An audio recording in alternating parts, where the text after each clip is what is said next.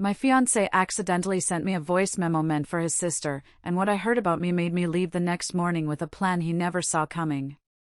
Some betrayals, they cut so deep they just carve out a new person entirely. And that new person, she knows exactly how to make the betrayer bleed. The rain hammered against my apartment window like angry fists. Each drop was a reminder of the storm that had been brewing inside me for 3 months. I sat there in the darkness, my apartment silent except for the storm and my own breathing, which didn't feel like my own. My phone glowed in my trembling hands. The voice memo that changed everything was still queued up, still echoing in my mind even though I wasn't playing it. 27 seconds. That's all it took. 27 seconds to shatter 5 years of my life and birth something darker, something hungrier for justice. I looked up, and my reflection stared back at me from the black, rain-streaked window. I didn't recognize the woman I saw. Hollow eyes. I unconsciously touched my throat, and I could still feel the phantom ache, the memory of bruises barely visible in the dim light. And I saw a smile. A smile that would have terrified me just hours ago. But I wasn't the same woman who had fallen asleep next to him last night. That woman was naive. She was broken, desperate for love, willing to shrink herself down to nothing just to keep him. This woman, the one in the reflection, she had a plan.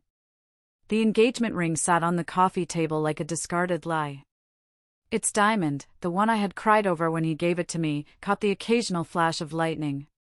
Tomorrow, Warren Doyle would wake up to find me gone. But that would only be the beginning. Because what he said about me in that voice memo, what he really thought of me, what he'd been telling his sister, Corinne, behind my back, that required something far more devastating than just disappearing. I picked up my laptop. The familiar weight of it felt different, like a weapon. I opened a new document and began to type. The first email would go out at exactly 9 a.m. The second at noon. By evening, everyone would know who Warren Doyle really was. And by the time I was finished, he would understand that some women don't just break. They become unbreakable. And infinitely more dangerous. The thunder rolled overhead, a deep, angry growl that matched the feeling in my chest. And I smiled into the darkness. He had no idea what was coming.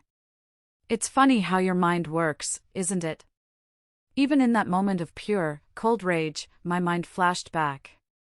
Back to just 6 months earlier. I thought I was living in a fairy tale then. I remember standing in the doorway of what would become our shared apartment on Riverside Drive.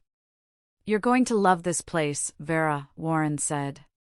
His arm was wrapped tight around my waist, and I leaned into his warmth, breathing in that familiar cologne, sandalwood, and something that was just him. The morning sun streamed through the floor-to-ceiling windows, painting everything in this golden, hopeful light. Our first real home together. After 3 years of long-distance dating while he finished his MBA at Columbia, we were finally going to be in the same city, the same home. "It's perfect," I whispered, and I meant it. The hardwood floors gleamed. The kitchen had these granite countertops that reflected the light, and the bedroom had a view of the Hudson River that just took my breath away. Warren spun me around, his green eyes sparkling with the same excitement that was bubbling in my chest. "Perfect for my perfect girl," he said, pressing his forehead against mine. "I can't believe we're finally doing this." Neither could I. After years of late-night video calls, weekend visits that always ended in tearful goodbyes at the train station, and just counting down the days, it felt surreal to be standing in our apartment. Our space. Our future. The first month was everything I had dreamed it would be. He'd surprised me with coffee in bed, his dark hair still messy from sleep, that crooked smile that had made me fall for him in college spreading across his face. We'd cook dinner together. I remember one night, his hands were guiding mine as he taught me to make his grandmother's pasta sauce, the kitchen filling with the smell of garlic and basil. We'd fall asleep tangled together on the couch while watching old movies, and I'd wake up hours later with his favorite jacket draped over my shoulders. "I love you, Vera Sullivan," he'd whisper into my hair during those quiet moments. And my heart would flutter, just like it was the first time he'd ever said it. He proposed just 2 weeks after we'd moved in. It was on the roof of our building, under this perfect canopy of stars. He'd strung up fairy lights, and he got down on one knee. The ring was everything I'd dreamed of, a classic solitaire that caught the light and threw rainbows across the walls. I cried. I said yes, of course I said yes. I was going to marry the most wonderful man in the world. I was so sure. But fairy tales, I learned, have a way of revealing their true nature when you're not paying attention. The changes started small. So small, I convinced myself I was imagining them. They were like paper cuts. You don't notice them at first, but then you have 100 of them, and you're bleeding all over. It started with my clothes. I remember one evening, I emerged from the bedroom in a sundress I'd always loved. It was yellow, with tiny white flowers, something that just made me feel bright and happy. "You're wearing that to dinner?" Warren asked. He didn't look up from his phone at first, but his tone was off. I looked down at myself, suddenly self-conscious. "What's wrong with it?" "Nothing's wrong," he said quickly, finally looking up. But his eyes lingered on the dress with something that looked like disappointment. "It's just, we're going to Meridian. It's a nice place. Maybe something a little more sophisticated." Sophisticated. I changed. I put on a little black cocktail dress, the kind that always made me feel like I was playing dress-up in someone else's life. But Warren's face lit up when he saw me. He pulled me close for a kiss that tasted like approval. "There's my beautiful fiancé," he murmured against my lips. And the words, which had made me shiver with joy just a week before, now felt different. They felt conditional. I told myself it was fine. He just wanted me to look my best. He was proud of me. That's what you do in a relationship, right? You compromise. Then it was other things. We were at a work dinner for his new investment firm. I was talking to one of the partners about a marketing campaign I was proud of, one that had just won an award at my own job. I was excited, animated. Warren came up behind me, put his hand on the small of my back, and laughed. "Don't get Vera started on marketing, she'll talk your ear off," he said to the partner.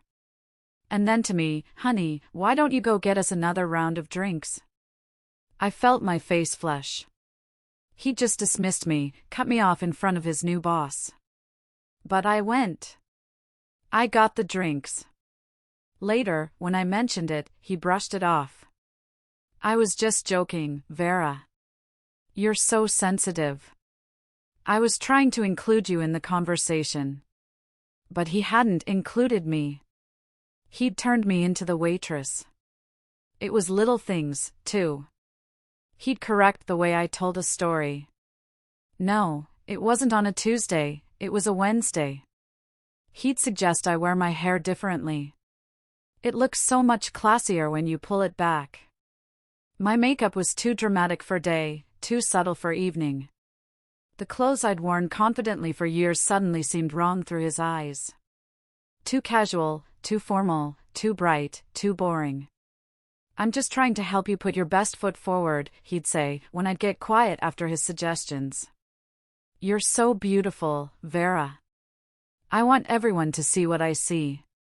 But I was starting to wonder what, exactly, he saw when he looked at me. The paper cuts started to feel deeper. More like a knife in the kitchen. At dinner, he started ordering for both of us without asking what I wanted. The first time he did it, I mentioned it later. He just laughed and said he was trying to take care of me. "You always take forever to decide anyway," he said, squeezing my hand across the table. "I know what you like." But he'd ordered salmon, and I hated salmon. I ate it anyway. I smiled and nodded as he talked about his new job at the investment firm, about the clients he was impressing, about the future he was building for us. Then came the money. The first time he raised his voice, I was so shocked, I actually stepped backward. He was staring at the credit card statement in his hand. $200 at Target? He snapped, his face flushing red. What the hell did you even buy, Vera? Groceries, I said, my voice smaller than I intended. And some things for the apartment. New towels, and… We already have towels, Vera, he cut me off. We don't need to waste money on things we don't need. I'm working my ass off to build something here, to boost my salary so we can have a future, and you're just throwing money away. He threw the statement on the counter, and I flinched at the sound. I'm sorry, I said automatically, though I wasn't sure what I was apologizing for. I didn't think. That's the problem, he said. But his voice was softer now. He came over and reached for my hands. You don't think about how these things affect us, affect our future. His thumbs rubbed circles on my palms, and I felt myself relaxing, despite the knot in my stomach. I'm not mad at you, baby. I'm just stressed about money. You understand, right? I nodded. Of course I understood. He was working long hours, trying to prove himself at the firm. The pressure was getting to him. It wasn't really about the money. It was about the stress. But the next week, I bought groceries with cash from my own account, and he still found something to criticize. The bread was the wrong brand. The milk was too expensive. I was being wasteful, careless, thoughtless. Maybe you should just make a list before you go, he suggested, his arm around my shoulders as we put the groceries away, as if he were being helpful. Plan out the meals for the week. That way, you'll only buy what we actually need. So I did. I made lists. Detailed, organized lists that accounted for every meal, every snack, every household item we might need. I showed them to Warren before I went shopping, and he'd nod approvingly, like a teacher with a star pupil, and kiss my forehead. See? You're getting so much better at this, he'd say, and the praise would warm me from the inside out. I was being a good partner. I was helping him with his stress. But even with the lists, there was always something wrong. I bought the wrong brand of pasta sauce, not the one his grandmother used. I forgot to get the specific type of coffee he liked. I picked up bananas that were too ripe. Too green. Too expensive. It's like you're not even trying, he said one evening. I'd apparently bought the wrong kind of cheese for the lasagna he wanted to make. I asked for one simple thing, Vera, and you can't even get that right. The words hit me like a slap. I felt tears prick at my eyes. I am trying, I said, my voice barely above a whisper. I'm trying so hard, Warren. His expression softened immediately. He pulled me into his arms. Hey, I'm sorry, he murmured into my hair. I didn't mean that. I'm just tired, and I took it out on you. That's not fair. I melted into his embrace, relief flooding through me. This was the Warren I'd fallen in love with. Gentle, apologetic, caring. The other Warren, the one who snapped and criticized and made me feel small, that wasn't really him. That was just stress. Just the pressure of his new job. Just the adjustment period of living together. I love you, he whispered. And I whispered it back, meaning it with every fiber of my being. But as the weeks passed, the gentle Warren appeared less and less. The other Warren, the one who found fault with everything I did, who made me second-guess every decision, who looked at me like I was a disappointment he was trying to fix, he became the norm. I started walking on eggshells. I analyzed every word before I spoke, every action before I took it. Would this make him angry? Would this disappoint him? Was I being thoughtless again, careless again, not good enough again? My friends started commenting on how quiet I'd become. My best friend, Sylvia, finally cornered me one night when we met for drinks. It was the first time I'd seen her in a month. You okay, Vera? She asked, her dark eyes studying my face with the intensity of someone who'd known me since college. You seem different. I'm fine, I said automatically. The response I'd perfected. Just tired from work. Are you happy? She asked, cutting right to the chase. With Warren, I mean. With the engagement. The question caught me off guard. For a moment, I didn't know how to answer. Was I happy? I loved Warren. I was going to marry him. We were building a life together. Of course I was happy. Yes, I said, but the word felt strange in my mouth. Of course I'm happy. Why would you ask that? Sylvia shrugged, but her expression remained concerned. You just seem smaller lately, she said. Like you're trying to take up less space. Her words haunted me for days. Was I smaller? I found myself studying my reflection in the mirror, looking for signs of the person I used to be. The woman who'd graduated summa cum laude from NYU, who'd landed a job at a prestigious marketing firm, who'd once been confident enough to approach Warren at a college party and ask him to dance. Where had she gone? The answer came to me slowly, in pieces I didn't want to solve. She'd been disappearing bit by bit, criticism by criticism, correction by correction. Every time Warren told me I was wrong, I became a little less sure of myself. Every time he fixed something I'd done, I became a little more dependent on his approval. The bruises started 3 months before the voice memo. 3 months before everything changed. The first one was an accident. At least, that's what I told myself. We were arguing about something trivial, something I can't even remember now. I turned to walk away, to get some space, and Warren grabbed my wrist to stop me. His fingers dug into my skin with a desperation that surprised us both. Don't walk away from me when I'm talking to you, he said. His voice was low and dangerous, in a way I'd never heard before. I looked down at his hand on my wrist, at the white marks his fingers were leaving on my skin. Something cold settled in my stomach. You're hurting me, I said quietly. He released me immediately, his face cycling through shock, guilt, and something that might have been fear. God, Vera, I'm sorry. I didn't mean to. I just. He ran his hands through his hair.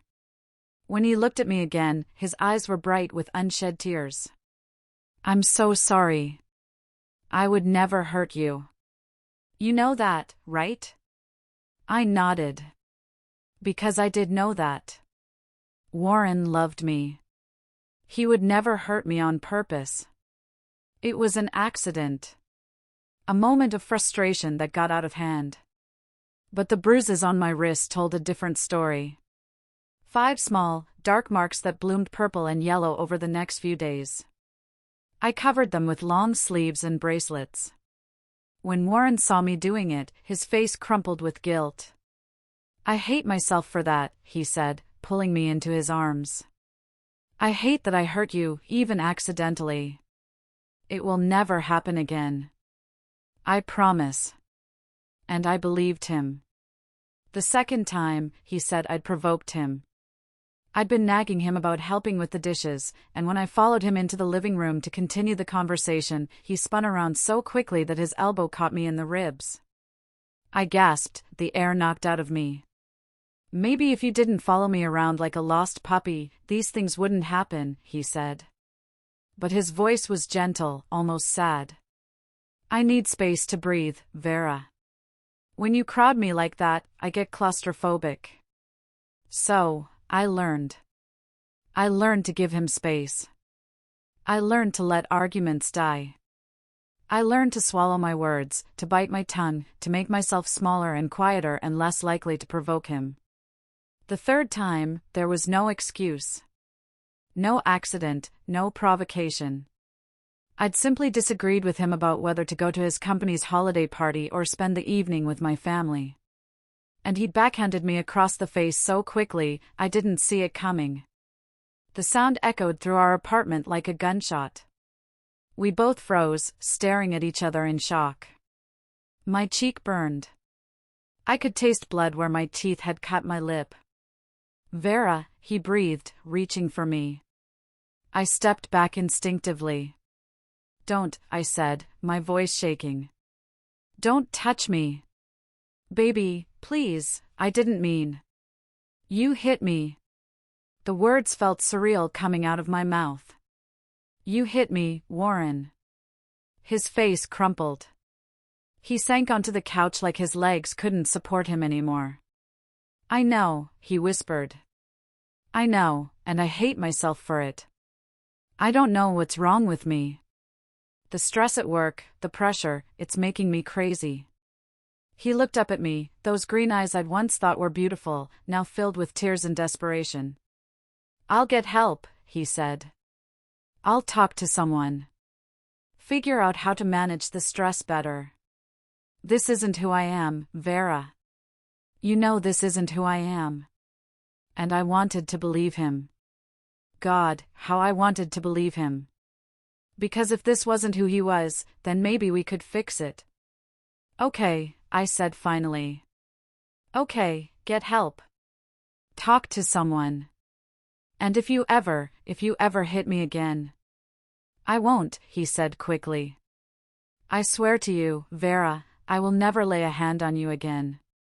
But even as he said it, even as I nodded and let him pull me into his arms, a small voice in the back of my mind whispered that promises from men who hit the women they claim to love aren't worth the breath they're spoken with.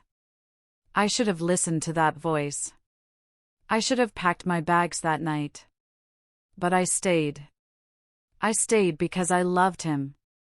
I stayed because leaving felt like admitting that the last 5 years of my life had been a lie. And I wasn't ready to face that truth. The night that changed everything started like any other. Warren was working late again. Or at least, that's what he told me. I'd stopped asking too many questions about his schedule months ago, after he'd snapped at me for being clingy and suspicious. I was curled up on our couch, a cup of chamomile tea growing cold on the coffee table beside me, trying to focus on the book in my lap. But the words kept blurring together. My mind kept wandering to the conversation we'd had that morning. I might be late tonight, Warren had said, adjusting his tie in the hallway mirror. Big presentation tomorrow. The team wants to run through it one more time. Okay, I'd said. Because that's what I always said. I'll keep dinner warm for you. He'd kissed my forehead. A brief, distracted press of lips that felt more like habit than affection. Don't wait up. This could go really late. So, I hadn't waited up. I'd eaten dinner alone, cleaned the kitchen alone, and settled in with my book alone. The silence in our apartment felt heavy, oppressive. My phone buzzed on the cushion beside me. I glanced at it, expecting to see a text from Warren. Instead, it was a notification for a voice memo. From Warren. My heart did a little skip of happiness. Maybe he was thinking of me. Maybe he'd sent me a sweet message, the way he used to when we were long distance. I picked up the phone and hit play. Warren's voice filled the quiet apartment. But something was wrong immediately. He sounded different. Relaxed, in a way he never was with me anymore. His voice carried this easy warmth I remembered from our early days. Hey, Corinne, he said. My blood turned to ice. Corinne. His sister. This wasn't meant for me. I should have stopped listening. I should have hung up immediately and pretended I'd never heard it. But something in his tone, something casual and unguarded, kept me frozen in place. So, I've been thinking about what you said last week, Warren continued. I could hear the sound of traffic in the background. He was walking somewhere. About Vera, I mean. My name on his lips made my stomach clench. What had Corinne said about me? You're right, Warren said, and his voice carried a note of resignation that made my hands start to shake. She's not.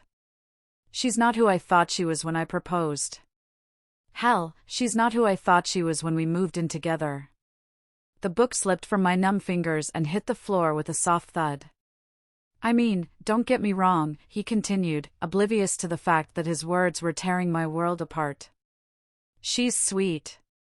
She tries so hard to please me. It's almost pathetic, sometimes. But that's just it. She's pathetic. Pathetic. She has no backbone, no opinions of her own anymore. It's like living with a ghost. A ghost. He thought I was a ghost. Remember how she used to be in college? She was so confident, so sure of herself. She'd argue with professors, debate politics at parties, call me out when I was being an ass. I loved that about her. Tears were streaming down my face now, hot and silent. I couldn't move. I had to hear it all. But now? God, she asks my permission for everything. What to wear, what to eat, what to watch on TV. She's turned herself into this perfect little housewife who never disagrees with me. And the worst part is, I think I did that to her. There was a pause. I could hear him sigh, a heavy, tired sound. I know I've been difficult lately. The stress at work, the pressure to succeed. I've been taking it out on her, and she just takes it. She apologizes for things that aren't her fault. Walks on eggshells around me. Flinches when I move too fast. Christ, Corinne, I made her flinch. What kind of man does that make me? The kind who hits women, I thought bitterly. The kind who breaks them down piece by piece. But here's the thing, he continued, and his voice hardened in a way that made my blood run cold. I can't respect someone who won't stand up for themselves. I can't love someone who's so desperate for my approval that they'll change everything about themselves to get it. It's disgusting. Honestly. Disgusting. I was disgusting to him. So, yeah. You're right. I need to end it. I just don't know how. She's so fragile now, so dependent on me. If I break up with her, she'll probably fall apart completely. And then there's the apartment, the ring, all the plans.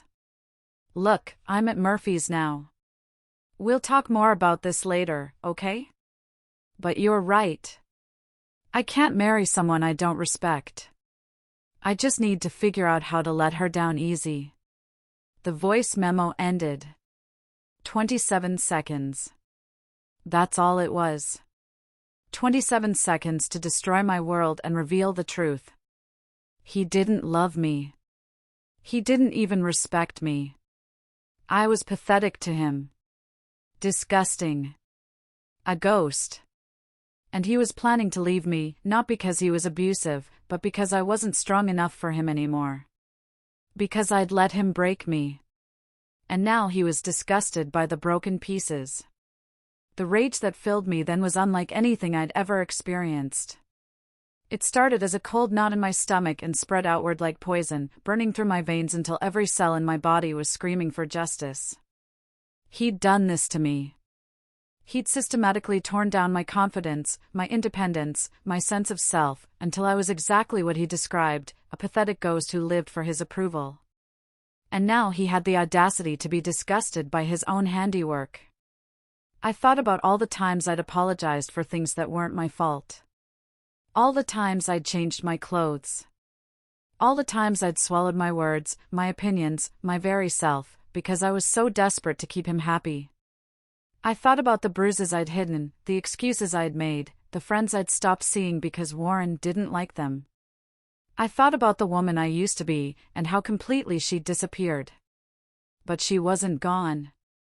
I realized that now. She was just buried. And listening to Warren's casual cruelty, I could feel her clawing her way back to the surface. My phone buzzed. A text from Warren. Working late. Don't wait up. I stared at the message. Then I typed back, okay. Love you. But as I hit send, I was already planning. Because Warren Doyle had made one crucial mistake. He'd underestimated the woman he'd tried so hard to destroy. He thought I was weak. He thought I was broken. He thought I'd fall apart. He had no idea that some women don't break. They transform. I picked up my laptop and began to research. His company. His coworkers. His clients. His social media. His family. His friends. Every detail of the life he'd built, the reputation he was so proud of, the future he was planning without me. By the time he came home at 2 a.m., reeking of alcohol and barely able to walk straight, I was ready. "Hey, baby," he slurred, stumbling into the bedroom where I was pretending to sleep. "Sorry, I'm so late. You know how it is." "I know exactly how it is," I murmured into my pillow. But he was already passed out beside me, snoring loudly. I lay awake for the rest of the night, staring at the ceiling, perfecting my plan. By morning, I had every detail mapped out. Every move calculated. Every consequence considered. Warren Doyle thought he knew me. He thought he'd broken me. He was about to learn how wrong he was. I woke up before dawn. My body moved with a purpose I hadn't felt in months. Warren was still unconscious beside me, his face slack with sleep and alcohol, completely unaware that the woman lying next to him was no longer the broken creature he'd been planning to discard. The first step was the hardest. Leaving. Not because I would miss him, God, no. But because walking away meant acknowledging that the last 5 years of my life had been built on a foundation of lies and manipulation. It meant admitting that I'd lost myself so completely that I'd become unrecognizable. But as I moved quietly through our apartment, gathering the few things that were truly mine, I felt something I hadn't experienced in a long, long time: clarity. I packed light. A suitcase with enough clothes for a week. My laptop. My important documents. And the small jewelry box my grandmother had left me. It was part of my small inheritance from her, and the only thing in this apartment that Warren had never criticized or tried to change. Everything else could stay. The furniture we'd picked out together. The kitchen gadgets he'd insisted we needed. The engagement ring that had once represented my dreams. It was all tainted now. I left the ring on his nightstand, right where he'd see it immediately upon waking. No note. No explanation. Just the diamond solitaire that had once made me feel chosen, special, loved. Now it just looked like what it had always been, a beautiful lie. My hands were steady as I called a cab. My voice was calm as I gave the driver the address of an extended stay hotel I'd booked online an hour before. I'd paid for a month in advance using a credit card Warren didn't know about. The one I'd opened secretly after he'd started monitoring our joint account so closely, questioning every single charge. The old Vera would have felt guilty about the deception. This Vera felt nothing but satisfaction. As the cab pulled away from Riverside Drive, I allowed myself one look back at the building that had been my prison for the past year. Warren was probably still sleeping off his hangover, blissfully unaware that his pathetic fiancé had just walked out of his life forever. But leaving was only the beginning. The hotel room was small but clean, with a view of the city that reminded me of possibilities rather than limitations. I set up my laptop on the small desk and began phase 2 of my plan, the research. Warren Doyle, 28, senior associate at Hartwell & Associates investment firm. Graduate of Columbia Business School. Son of Taylor and Linda Doyle of Greenwich, Connecticut. Brother to Corinne Doyle, a pediatric surgeon in Boston. I knew these facts. But now I was looking at them through different eyes. Not as the loving fiancé who was proud of his accomplishments, but as someone who understood that reputation was everything to a man like Warren. His career. His social standing. His carefully cultivated image of success. These were the things he valued most. These were the things I was going to destroy. I started with his company. Hartwell & Associates prided itself on integrity, family values, and ethical business practices. Their website featured smiling photos of diverse employees, testimonials about work-life balance, and a prominent section about their zero-tolerance policy for harassment and domestic violence. How interesting.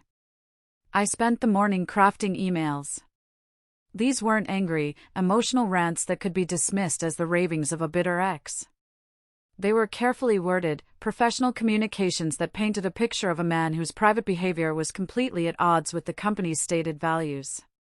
The first email went to Warren's direct supervisor, a woman named Ms. Delia Patton. Her LinkedIn profile showed her posing with her husband and 2 young daughters at a charity run for domestic violence awareness. Perfect. Dear Ms. Patton, I wrote. I hope this email finds you well.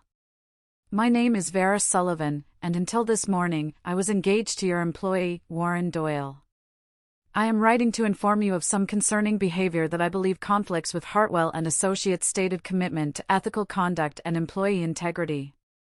Over the past year, Mr. Doyle has engaged in a pattern of psychological and physical abuse that has escalated significantly in recent months.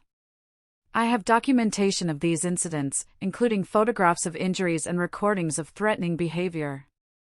I didn't have recordings of the abuse, but he didn't know that.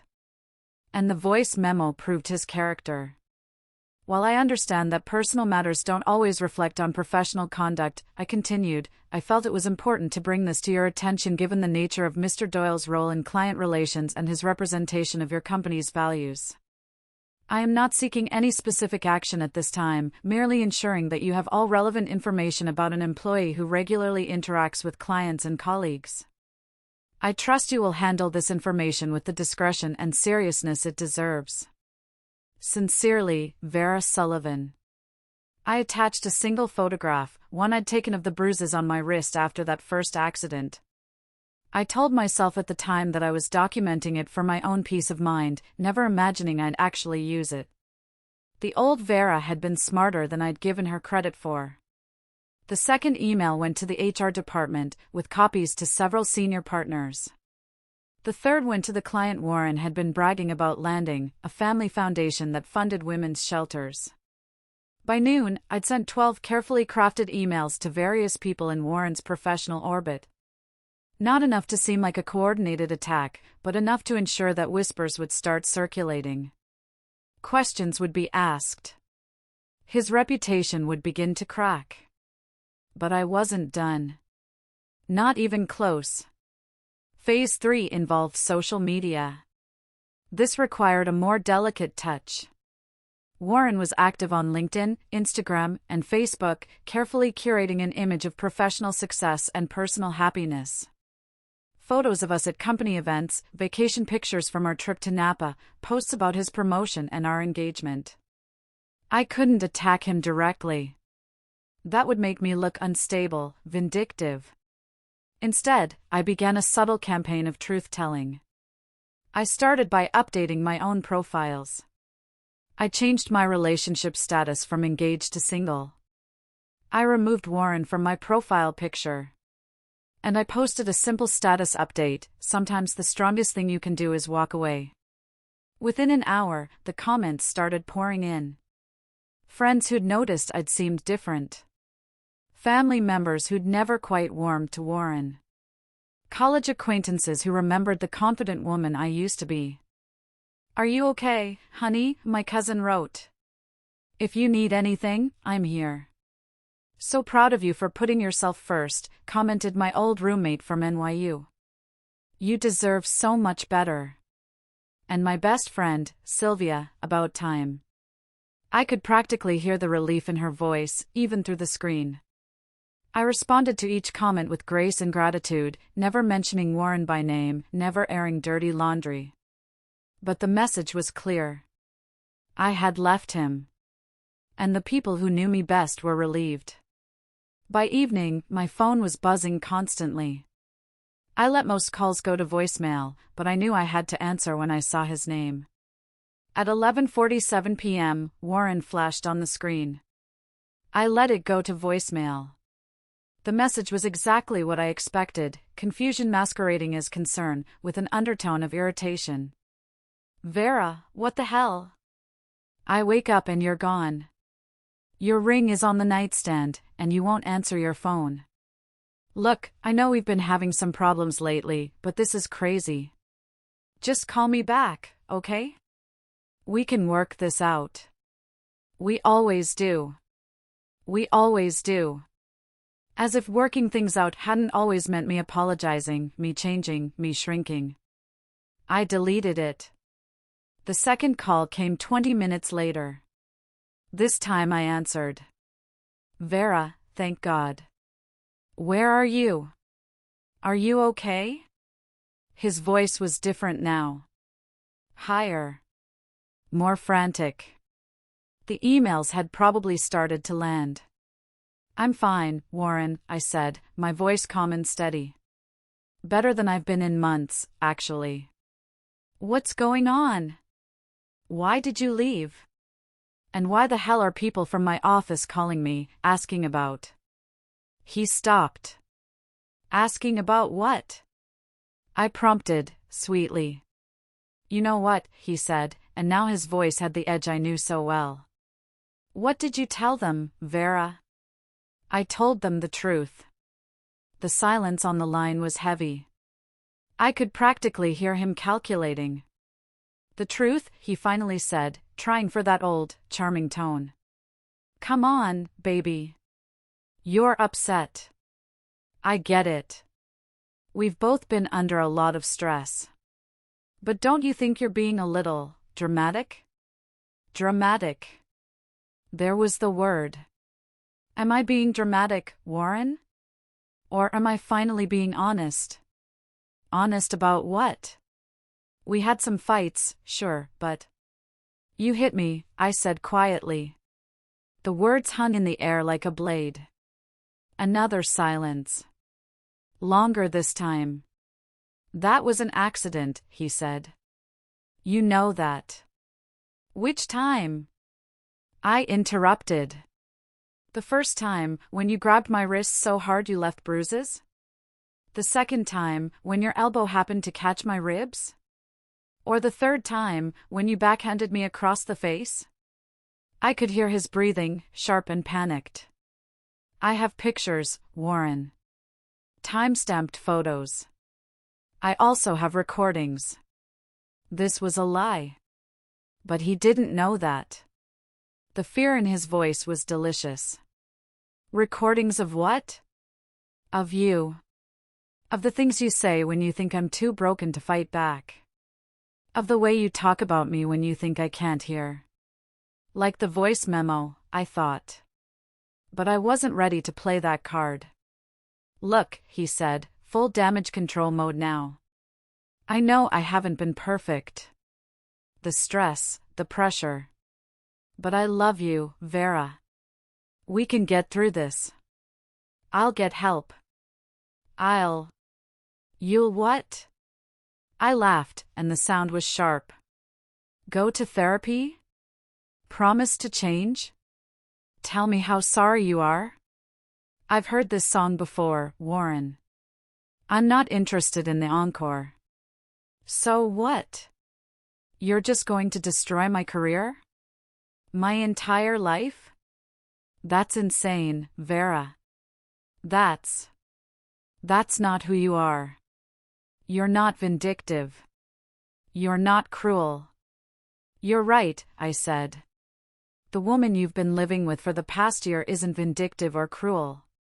She's pathetic and desperate and so broken down that she disgusts even the man who claims to love her. I heard his sharp intake of breath. He knew. He knew I'd heard it. But here's the thing, Warren, I continued. That woman isn't who I really am. She's who you made me. And now that I remember who I actually am, I find that I'm very interested in making sure you face some consequences for what you've done. Good night. I hung up before he could respond and immediately blocked his number. The next morning brought exactly what I'd hoped for, chaos. I woke up to 17 missed calls from blocked numbers. Warren was getting desperate. But more importantly, my carefully planted seeds were sprouting. The first sign came in the form of a LinkedIn notification. Warren had been tagged in a group photo from a team-building event, but his face had been conspicuously cropped out. Subtle, but telling. By 10 a.m., he was calling me from his office line. I let it go to voicemail. Vera, I know you're getting these, his voice was frantic. Delia Patton called me into her office this morning. They're putting me on administrative leave, pending an investigation. An investigation, Vera? Do you understand what this means for my career? Oh, I understood perfectly. The next message was angrier. This is insane. You can't just destroy someone's life because you're upset about a breakup. I have rights, Vera. I could get a lawyer. The irony was delicious. But it was the third message that made me smile. His voice was smaller, more vulnerable. Please, Vera. I know I messed up. I know I hurt you. And I'm sorry. I'm so sorry. But this is going to ruin everything. Can't we just talk? No. We couldn't. Then, at 3 p.m., my phone rang. An unknown number from a Connecticut area code. Greenwich. Warren's parents. I answered. Vera, dear? It's Linda Doyle.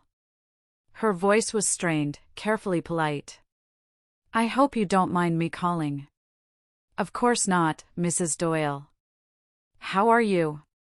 Well, I've been better, to be honest. Warren told us about the situation. About your engagement ending. Yes, I said simply. He also mentioned there might be some misunderstandings. Some things that might affect his job. Misunderstandings. That was one way to put it. I'm not sure what Warren told you, I said carefully. But I haven't misunderstood anything. I've simply been honest about my experiences. There was a long pause. Linda Doyle was a smart woman. Vera, she said finally, her voice softer. Did my son hurt you? The question hung in the air. The old Vera would have protected him, made excuses. But the old Vera was gone. Yes, I said quietly. He did. I heard her sharp intake of breath. I'm so sorry, she whispered. I'm so sorry. I had no idea. We raised him better than this. After we hung up, I felt something I hadn't expected, validation. His own mother believed me. But the day wasn't over. At 6 p.m., a text from an unknown number. We need to talk. Café Luna on 42nd Street. 1 hour. Come alone. Corinne. Warren's sister. The one he'd sent the memo to. This could be a trap. She was probably coming to defend him, to attack me. But it was also an opportunity. She was the one who knew. I grabbed my coat. Café Luna was crowded. I spotted her immediately. She had Warren's green eyes, but where his were cruel, hers looked concerned. She stood up when she saw me, and I was shocked to see tears in her eyes. Vera, she said, her voice thick. Thank you for coming. Your brother sent you, didn't he? I said, sliding into the booth. Her laugh was bitter. Warren doesn't know I'm here. If he did, he'd probably never speak to me again. She took a shaky sip of coffee. I came because I owe you an apology. A huge one. This wasn't what I'd expected. For what? For not speaking up sooner. For not seeing what was happening. She took a deep breath. For encouraging him to leave you instead of encouraging him to get help. My blood ran cold. What do you mean? Warren's been calling me for months, she said, her hands shaking. Complaining about you. How you'd changed. How you were needy, and clingy, and pathetic. The word hung in the air, vile and sharp. At first, I told him relationships are hard. But then I saw you at Mom and Dad's anniversary party last month. Do you remember? I did. I'd been on eggshells all night. You were so quiet, Corinne said. So small. You barely spoke. And you kept looking at Warren like you were asking for permission. And when he snapped at you for spilling a little wine, the way you flinched, Vera. I've never seen you flinch.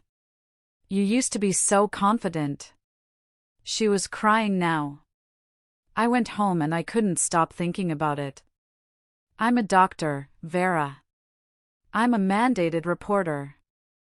I see the signs of abuse in my patients' families.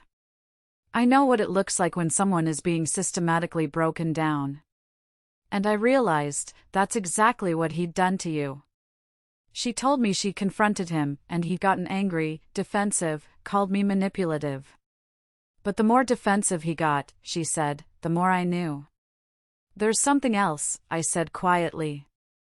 I pulled out my phone. I played the voice memo. Corinne's face went white as she listened to her brother's casual cruelty.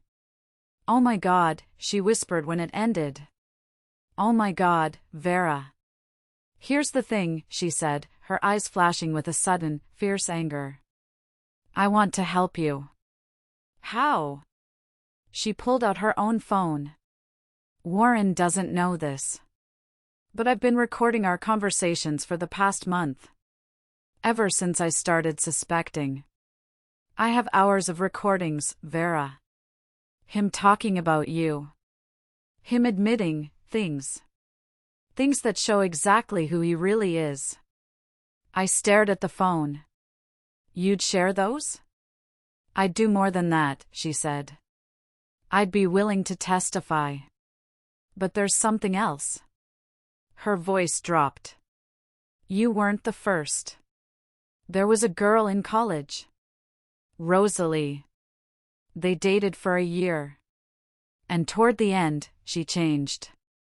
Became quiet, withdrawn. Then she just broke up with him, disappeared. Changed her name, moved across the country. At the time, we all thought she was the crazy one. But now I think Warren has been doing this for years.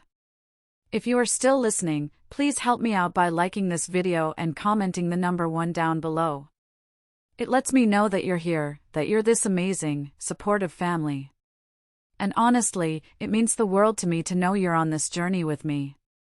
Your support is a huge encouragement, it really keeps me going. So please, comment the number 1 so I can see you, and now, let me tell you what happened next.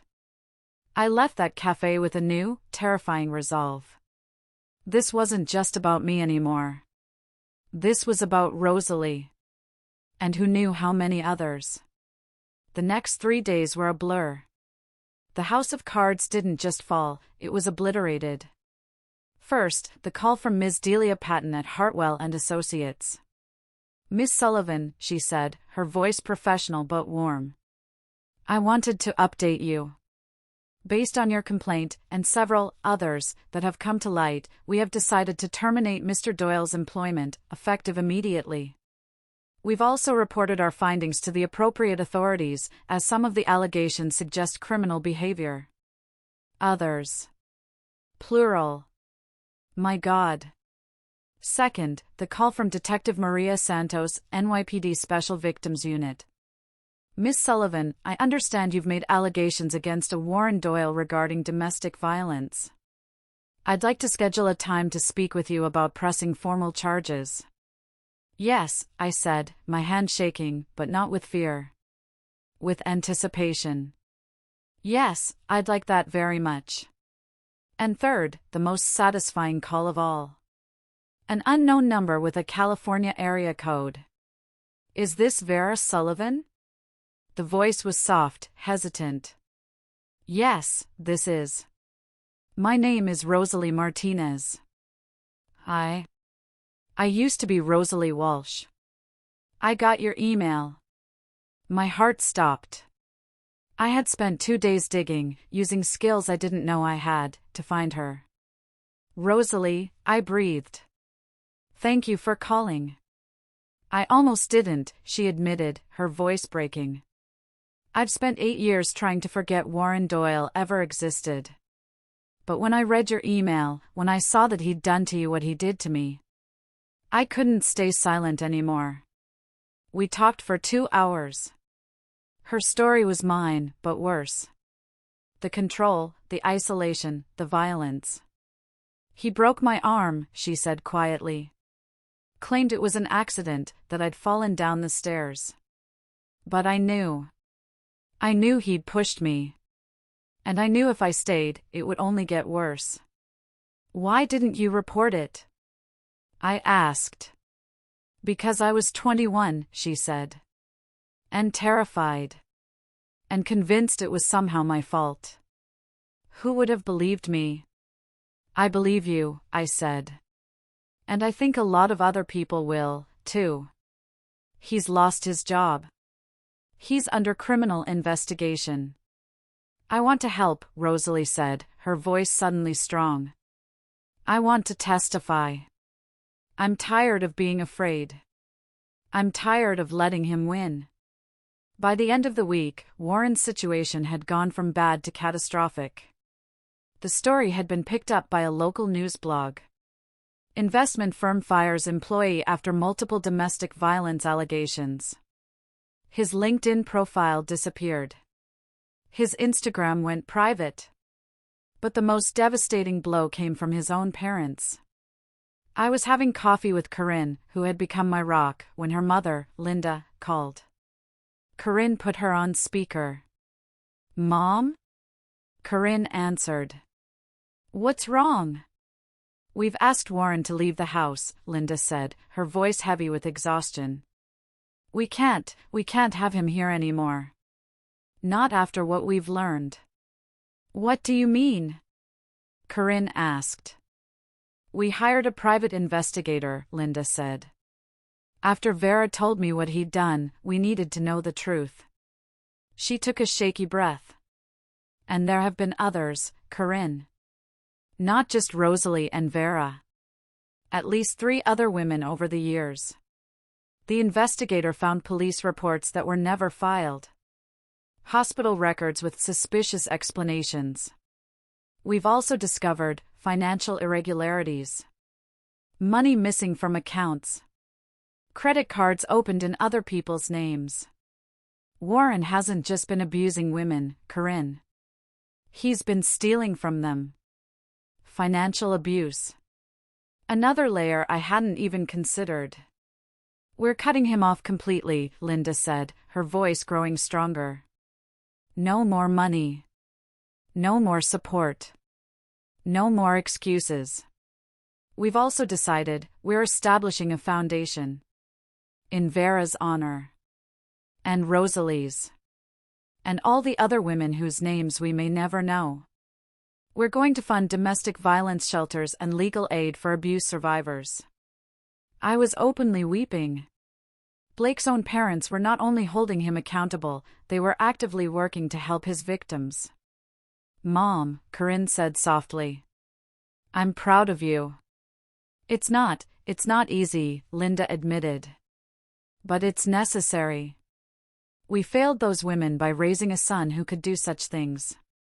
The least we can do now is try to make amends. The final piece came together the following Monday. Detective Santos called with an update. We've arrested Warren Doyle, she said without preamble. Multiple charges, including assault, battery, stalking, and financial fraud. Bail has been set at $500,000. Will he make bail? I asked. Unlikely, she said.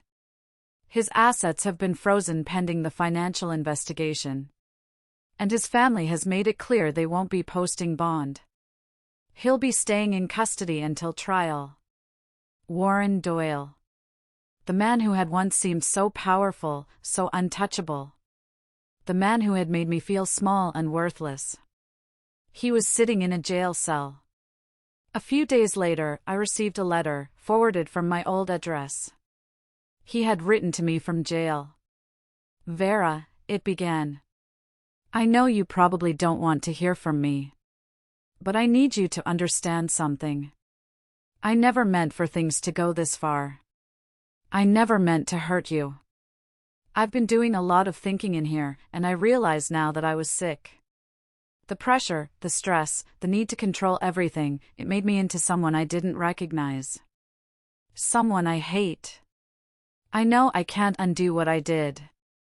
To you, to Rosalie, to the others. I know I can't take back the pain. But I want you to know that I'm sorry. I'm so sorry. I don't expect you to forgive me. I don't expect you to visit me. I just need you to know that you were right to leave. You were right to speak up. You were right to make sure I faced consequences. You saved yourself, and you probably saved other women, too. You're stronger than I ever gave you credit for. And I'm sorry it took me losing everything to see that. I hope you can find peace. I hope you can heal. I'm sorry. Warren.